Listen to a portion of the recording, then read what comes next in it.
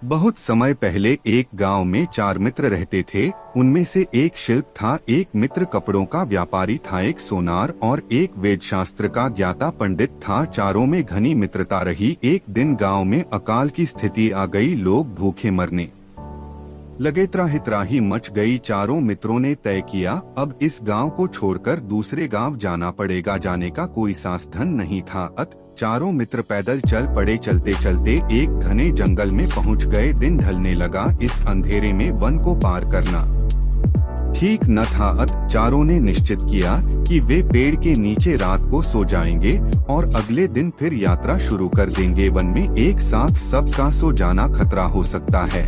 ऐसा सोचकर तय हुआ कि बारी बारी से एक रखवाली का काम करेगा। सबसे पहले शिल्पी ने रखवाली का बीड़ा उठाया। तीनों मित्र लेट गए और शिल्पी ने सोचा, जगना तो है, क्यों न इस काठ के टुकड़े से कुछ बनाया जाए। ऐसा सोचकर उस शिल्पी ने एक सुंदर सी गुड़िया बनाई। काम खत्म करते ही उसने कपड़े के व्यापारी को जगाया और खुद सो गया। कपड़े के व्यापारी ने सुंदर गुड़िया देखकर आश्चर्य प्रकट किया। उसने सोचा, इतनी सुंदर गुड़िया को कपड़े से सजा दिया जाए तो कितनी सुंदर दिखेगी। ऐसा सोचकर व्यापारी ने गुड़िया को साड़ी पहनाकर सुंदर बनाया और सोनार को जगाकर खुद सो गया। सोनार इतना सुंदर शिल्प देखकर दंग रह गया। उसने सोचा, यदि इस गुड़िया को गहने से सजा दिया जाए तो कैसा लगेगा। ऐसा सोच सोने की चूड़ियां, नथनी, माला आदि पहनाकर सौंदर्य का आनंद लेने लगा। फिर इसे दुल्हन का रूप क्यों न दिया जाए। ऐसा सोच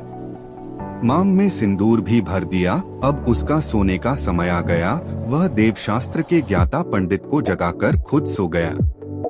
पंडित ने अपने सामने एक खूबसूरत दुल्हन स्वरूप गुड़िया को देखकर आश्चर्य प्रकट किया। यदि इस प्यारी सी दुल्हन में प्राण भर दिया जाए तो कैसा रहेगा। ऐसा सोच ब्राह्म पंडित वहीं आंख बंद करके बैठ गया और मंत्र जाप करने लगा। वेदशास्त्रों के ज्ञातपन ने उसमें जान डाल दी। सामने एक सुंदर नारी को देखा। आवाज सुनकर सब लोग उठ बैठे। अब चारों मित्र उस खूबसूरत नारी को देखकर उसे अपना बनाना चाहते थे। इस पर झगड़ने लगे। खींचातानी को देखकर वह सुंदर नारी चिल्लाकर कहती है, बंद करो, इस प्रकार क्यों लड़ रहे हो। थोड़ा रुककर फिर वह बोली, सब आंखें बंद कर ले, सामने देवी प्रकट होगी, वह न्याय संगत इस समस्या को सुलझा देगी। बंद कर लीजिए अपनी आंख। और चारों मित्रों ने अपनी आंखें बंद कर ली। तब उसने देखा एक देवी सबके सामने खड़ी है। देवी ने उन चारों की समस्या को जाना। देखो शिल्पी, तुमने इस गुड़िया का निर्माण